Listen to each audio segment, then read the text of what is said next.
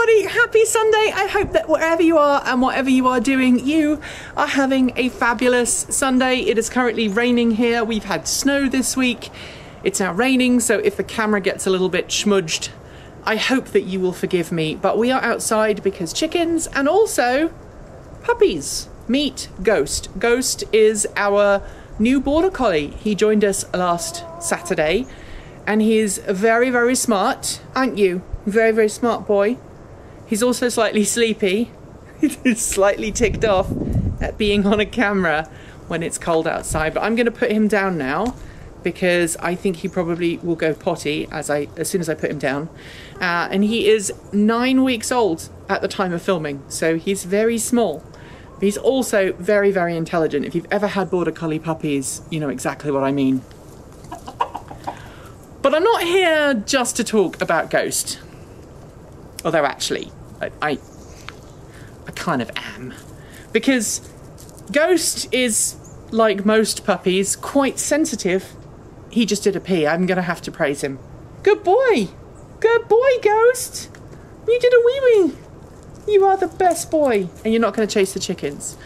He's already wanting to herd the chickens. Anyway, like most puppies, he has a very sensitive stomach, and when you're driving anywhere with a puppy, especially if it's long distance, you are bound to get some kind of upset stomach from the puppy while you're driving.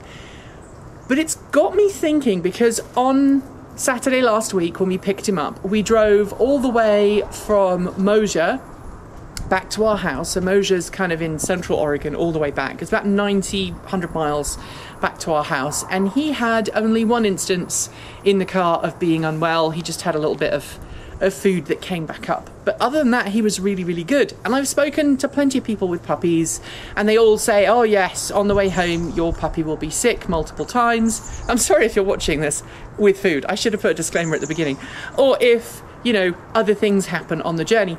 But I've talked to people who have EVs. I've had experience of owning an EV for many years. I have had several dogs with EVs. He's now gone to look at the chicken, so he's just gonna sit and watch. I'm okay with that. We've noticed that dogs, puppies that are taken somewhere in an electric vehicle suffer less from travel sickness. So they're less likely to have an upset stomach, they're less likely to vomit in the car, they're less likely to be stressed out in the car.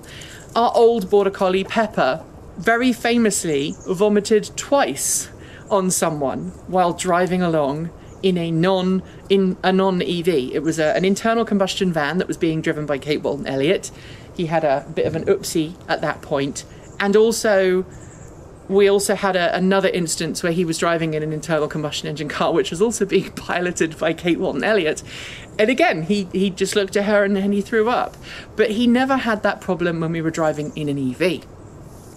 And anecdotally, I also know the same thing is true for people who have motion sickness. So Michael's partner finds it far easier to ride in their Chevrolet Volt than it is for them when they used to drive or ride in an internal combustion engine car with a manual transmission. They used to get quite travel sick, and I've heard that they actually enjoy riding in the Volt because it's less jerky and therefore they have less effects of travel sickness. Just making sure the puppy's not doing anything he shouldn't. Ghost, come on, Ghost. Puppies, eh? Anyway, I would love to know in the comments below if you think that I'm onto something. Are animals and people who travel in an EV less likely to get sick while driving than compared to an internal combustion engine vehicle?